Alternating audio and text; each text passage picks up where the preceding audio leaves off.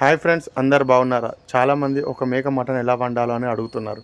మీకోసం ఈ వీడియో చేస్తున్నా. వీడియోలోకి వెళ్దాం రండి.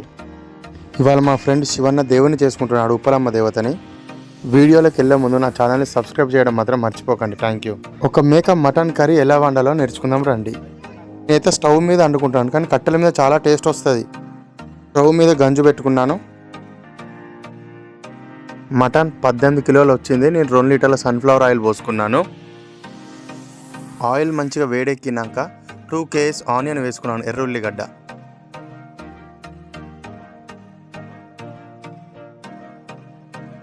½ kg పచ్చిమిర్చి కూడా వేసుకున్నాను. మరిన్ని వీడియోస్ కోసం subscribe my channel. Thank you.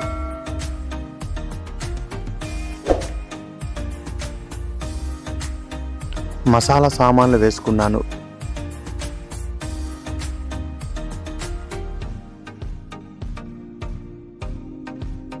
Mutton మంచిగా టేస్ట్ రావాలంటే ఇలా గోల్డ్ కలర్ కావాలి. 1 kg అల్లం వెల్లిపాయ పేస్ట్ వేసుకున్నాను.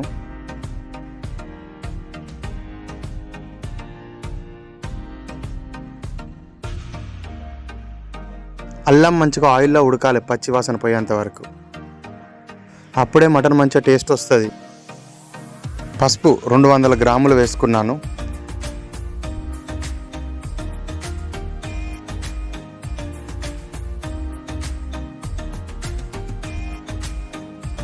మటన్ని మంచిగా కడుక్కొని వేసుకుంటే మళ్ళీ మనం నీళ్ళు పోయిన అవసరం లేదు. మటన్కున్న నీళ్ళతోటే మంచిగా ఉడుకుతుంది ఆయిల్లో.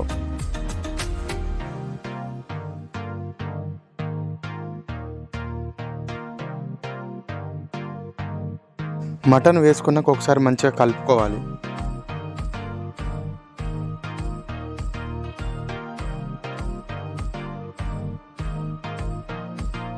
మటన్ అయితే 80% ఉడికింది. 400 గ్రాముల కారం వేసుకున్నాను. కారం అయితే మంచిగా కలర్ఫుల్ కనబడుతుంది. 1/2 kg ఉప్పు అయితే వేసుకున్నాను.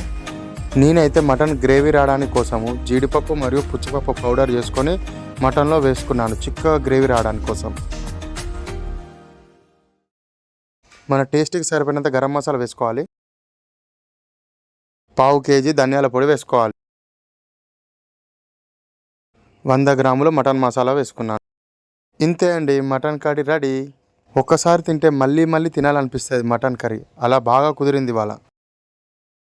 లాస్ట్కి 1/2 kg కొత్తిమీర వేసుకొని దింపుకున్నాను.